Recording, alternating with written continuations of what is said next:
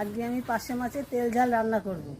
এর মধ্যে লবণ দিলাম, হলুদ দিলাম, এগুলোরে নুন হলুদ মাখাচ্ছি। কড়াই গরম হয়ে গেছে, আর তেল দিচ্ছি।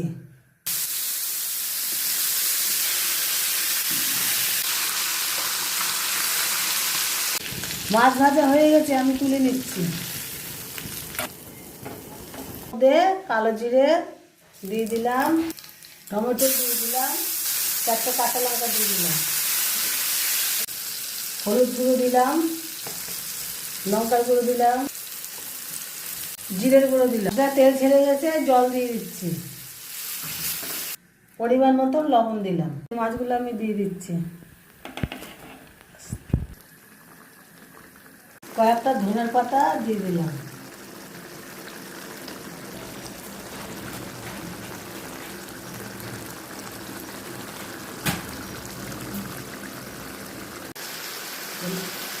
মাছ হয়ে গেছে, আমি এখন নামিয়ে নিচ্ছি।